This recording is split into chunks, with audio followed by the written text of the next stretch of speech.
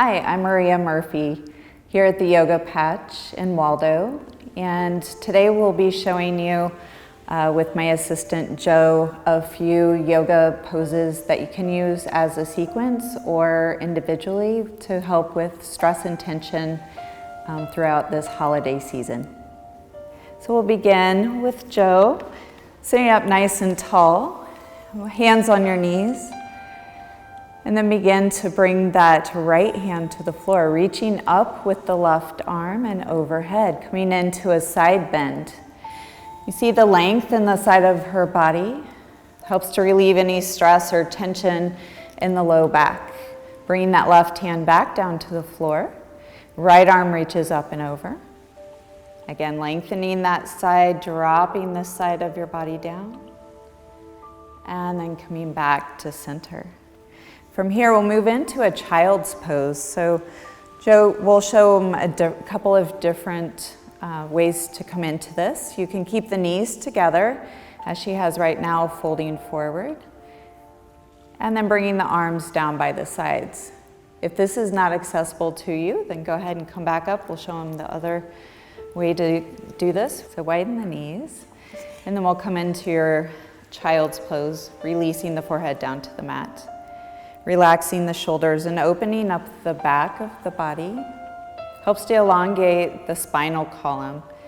Resting the forehead on the floor makes this more relaxing. So you would hold this for just a few breaths, and then coming back up out of this, we'll move into our next position, coming into cat-cow. So bringing the hands underneath the shoulders, hips over the knees. We'll begin to round the spine, draw the chin in towards the chest, and then inhale, lift the head and the tailbone.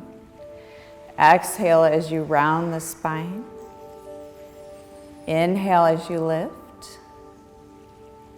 And continuing this for about 3 to 5 breaths. This sequence helps to relieve stress in your pelvis, neck, and back. Now moving into downward facing dog, we'll tuck the toes, keep the hands where they're at, and then lift the tailbone. She's gonna open the shoulders by rounding and hollowing out the armpits. The ears will stay in between the arms. The heels will drop down, and it really doesn't matter if they touch the floor. This pose helps to relieve stress. It relaxes the mind and helps with tension in the body. For this one, I would hold this for 3 to 5 breaths as well. And then I'd come back down onto your knees, leveling out the spine, and then take a few moments here just in tabletop to reset your body. We'll go ahead and come back down into a seated position, bringing the soles of the feet together into Bodhi Kanasana.